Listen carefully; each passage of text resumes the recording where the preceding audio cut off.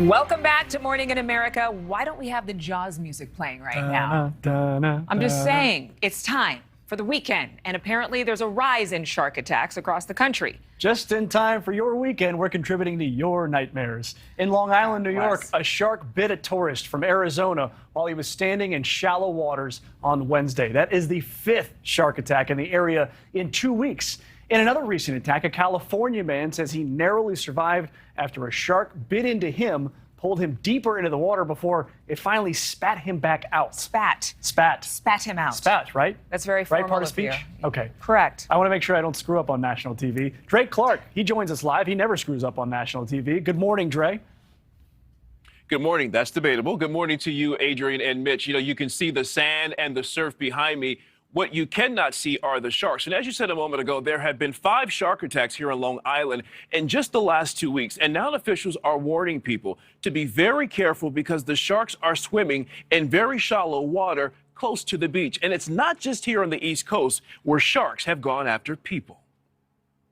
I was about 150 yards from being done near the beach when just wham! Steve Broomer is fortunate he's alive to tell his remarkable story of surviving the vicious bite of a great white shark 150 yards from the beach in Pacific Grove, California, near Monterey. And it grabbed me and pulled me up and then dove me down in the water.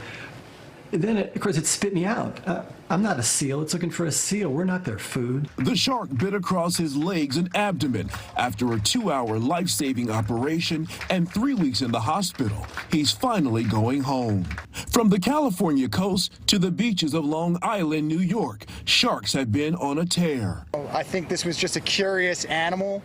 And I just happened to be at the wrong place at the wrong time. Lifeguard Zach Gallo was bit by a shark while doing training in New York, Suffolk County. He beat the shark off of him with his bare hands.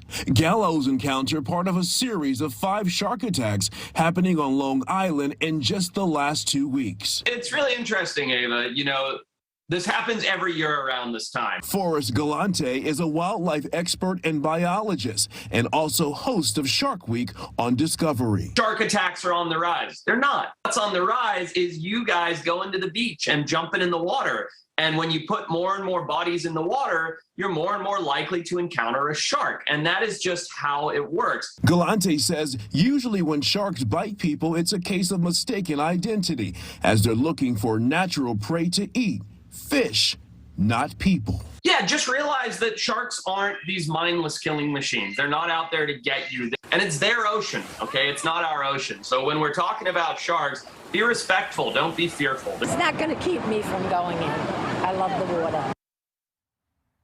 And a couple of tips from shark expert Forrest Galante there. He says sharks are attracted to very shiny objects in the water. So if you're wearing a shiny bathing suit or a shiny pair of trunks or holding something in your hand that's shiny, that will attract sharks in your direction. The other thing he says, if by chance you are bitten by a shark and that shark holds on to you, your best chance of survival, he says, is to punch the shark either in the nose, in the gills, or in the eyes, because that's a very sensitive area on the shark. And chances are, if you hit them once or twice, one really good time, they'll release you. Mitch, Adrian? I'm just practicing my punching now, Dre. Yes, I agree with you. And I'm telling you, I just be careful and don't wear that glittery bathing suit, guys. You said no shiny trunks. Don't do it. Thank you for watching. Go to newsnationnow.com to find NewsNation on your television provider. And don't forget to click the red subscribe button below to get more of NewsNation's fact-driven, unbiased coverage.